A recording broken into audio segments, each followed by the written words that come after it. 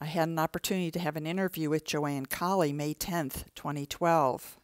I asked JoAnn what her mission is, and she said, being an Airstreamer. And I asked her what her best quality is in order to accomplish that, and she said, resilience. What led you to the mission of being an Airstreamer? What does this mission mean to you? What was your best day as an Airstreamer? What was your worst day as an Airstreamer? And how did you get through your worst day? So, wow. Oh, I know what my worst day is. This is the first meeting I had to lead. Shall we start with your worst day? Yeah. When I became president of the unit. The first meeting after I became president of the unit, where you have to hold a meeting, you know. Oh, I was just so nervous. My lack of confidence came bubbling up to the top, like, ooh, and then just grabbing a hold of it and being able to sit up there and direct the meeting. I could feel a little bit more comfortable, secure. It helped that there were so many friends in the audience, and I know I have this problem with being in front of a crowd. I can sit around a table and just talk to people. I can give my opinion, very readily, but when it comes to being the one leading, it was just traumatic to be doing that. Then you have proven that you can do it. Yeah. Well, I don't know about that. Every meeting I had was a little bit difficult, but how did you get through that first day? Support from Ray, from Ed, a lot of the friends. I mean, the whole unit was on my side, so they really did help me. Moral support. Ed had a regular order of business, which he gave me, so I had that to follow. As I did it, I put that fear, I think, a little bit behind me, and as I got started in it and going with the meat of the meeting, then everything kind of flowed through.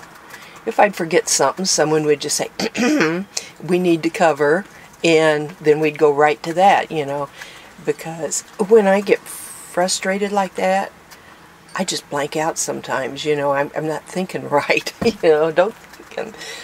And I hate it when I lose control of myself like that. So, it's just a matter of telling myself, I can do it. This is silly, don't be this way, and the people were just so kind, and that, they didn't give me looks like, oh God, what's she doing, They were supportive. And that helped me get on. I know I can do it. I just can't get over that hurdle of feeling inferior. I've always been the type of person that I could work behind the scenes and do anything. But to get in front of a crowd and people looking at you, it was just like, I'll tell you a little story.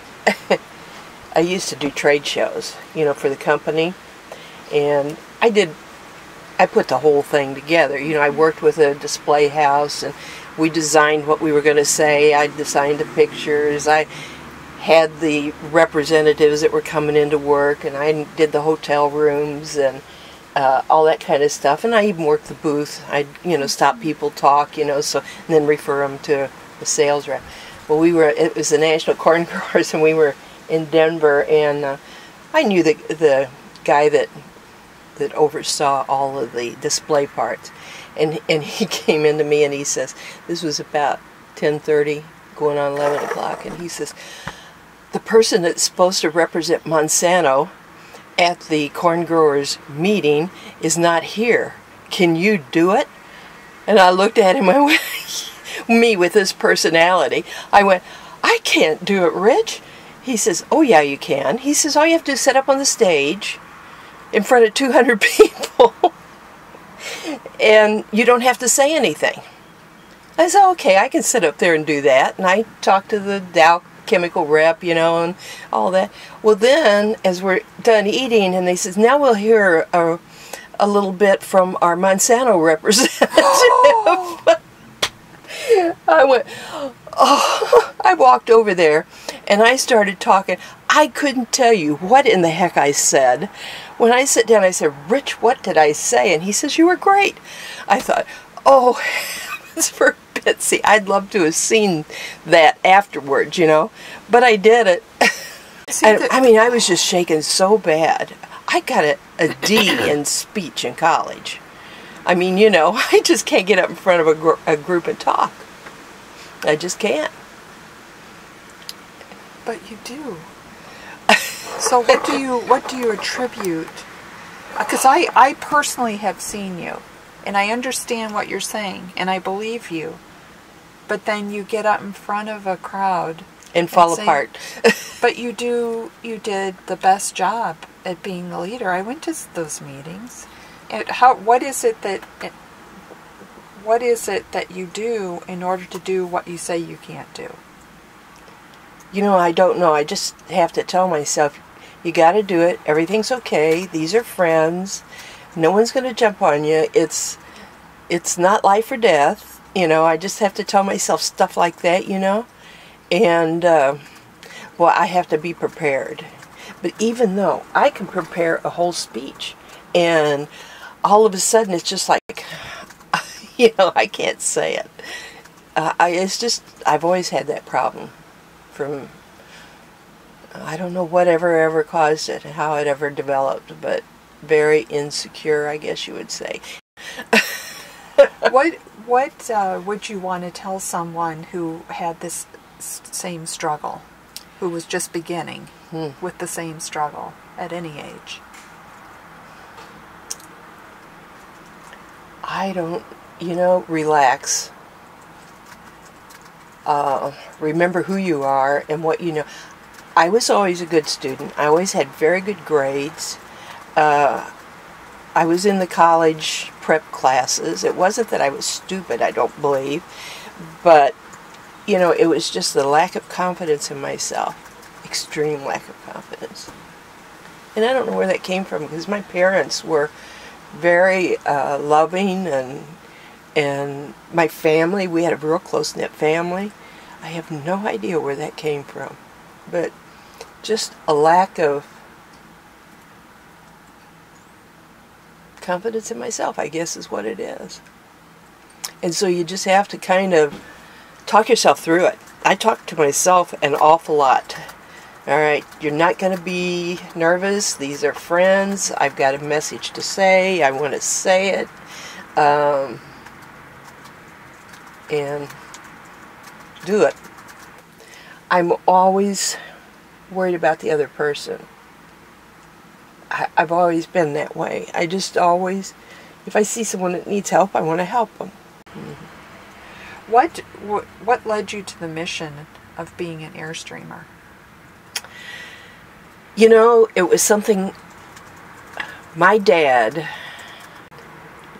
we always traveled, we always camped, tent camped, and we had a pop-up camper, a tent. We tent camped for years as kids. About the time I left home, they got the tent camper.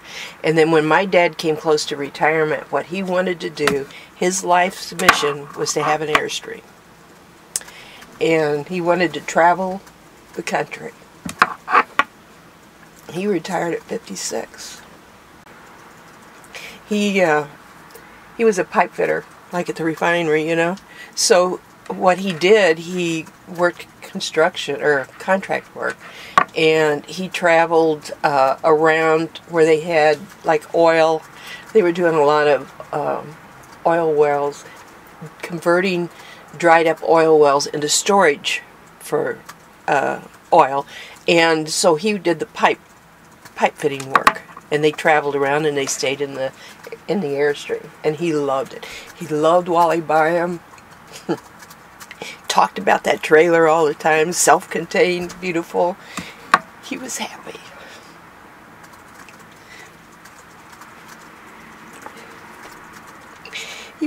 And I traveled with him one time, you know, went with him, and I drove it. Because when I was, and Dana was with me. Dana was a baby. She went with us too. They went down to Gulf Shores where my brother, or I guess it was Pensacola where my brother was in the Navy.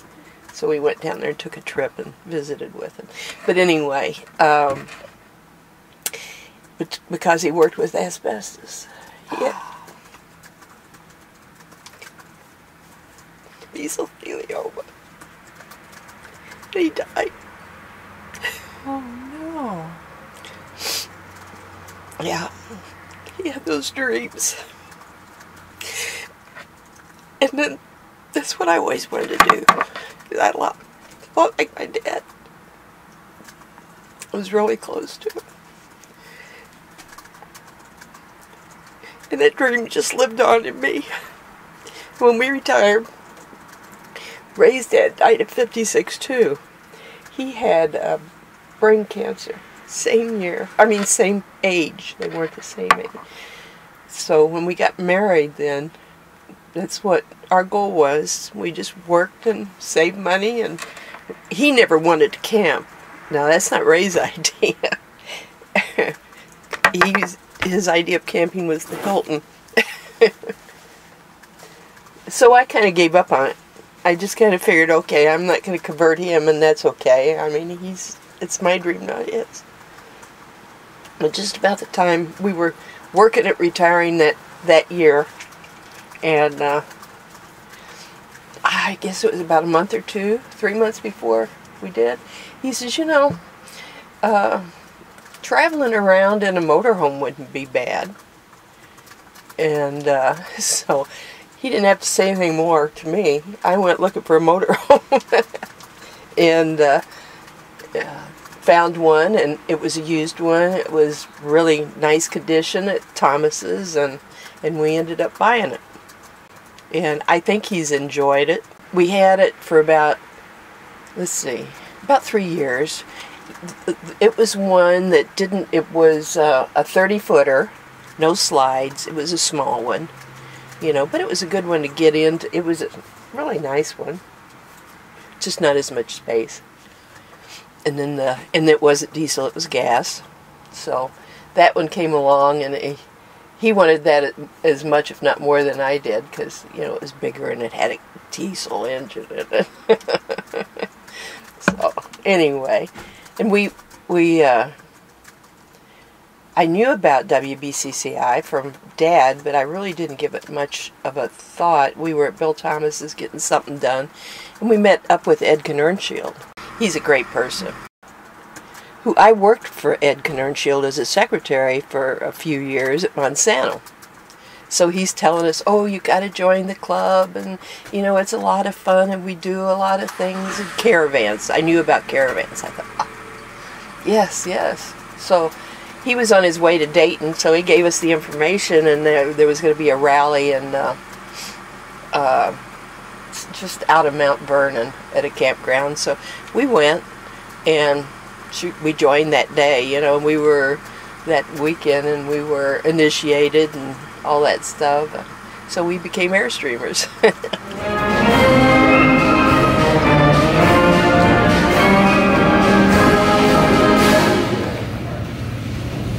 Region 8 from the Great Midwest. Greater St. Louis. Ray Kolley, President.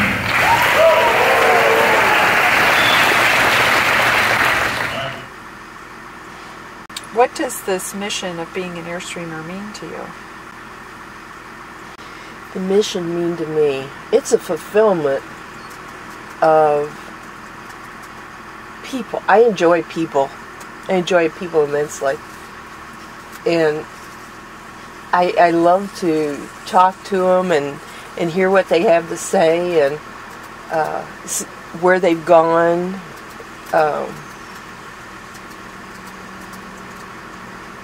I love going and seeing new places, learning about different parts of the country. It's just a wonderful life. But I think it's the people. The people just, in their diversity of their personalities, I like the organization. I marvel at the people that are leaders, presidents, how they manage, how confident they are. You know, it's a great group of people. And to think that they're all doing this at the same time together with the same goals, and how helpful they are.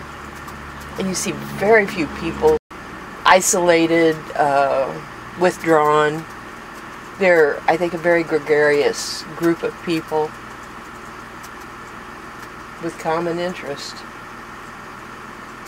And they all have a sense of watching over everyone else. You feel confident, you feel wanted, you feel, I don't know, I mean, family has so many different things they have to do. They have to take care of kids, they're doing this, they're doing that. And sure, I went through that. I was that way too when I was young. But these people don't have to like you, talk to you, but they do, you know? And they just embrace you. It's a family.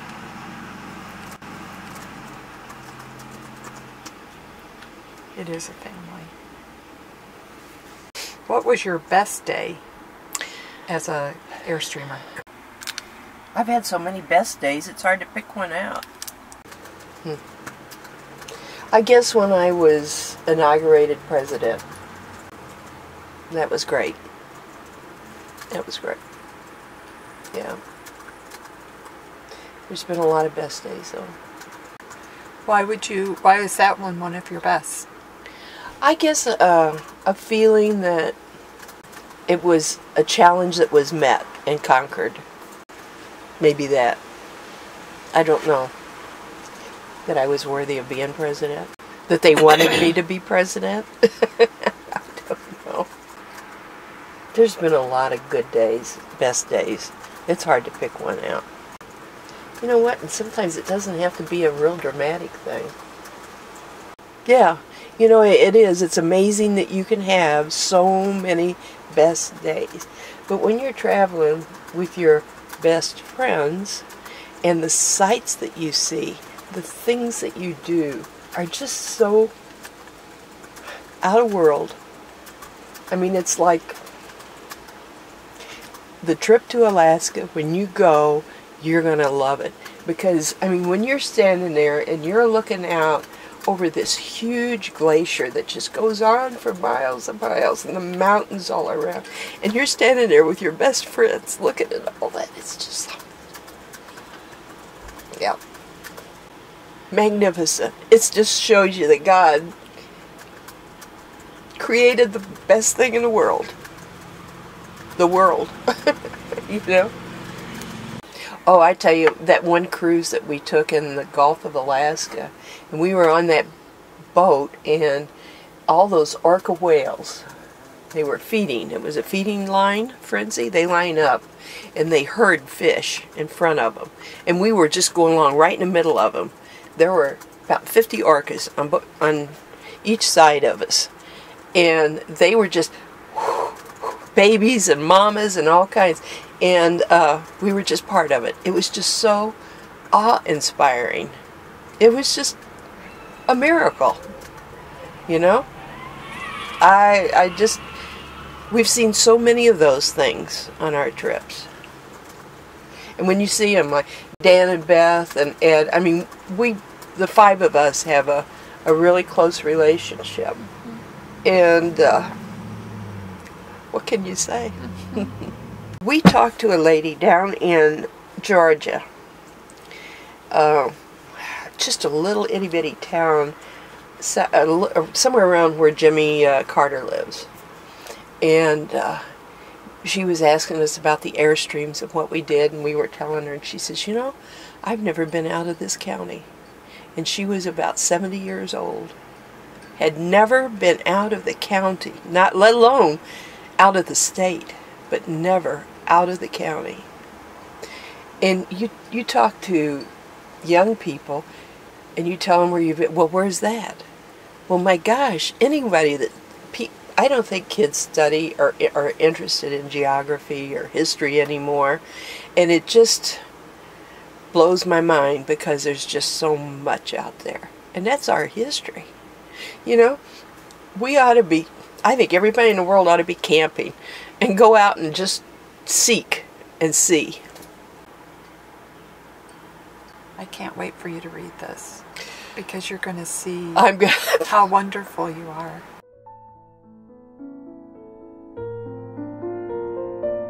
And that, my dear friends, is the story of resilience and the wonderful mission of JoAnn Kolley.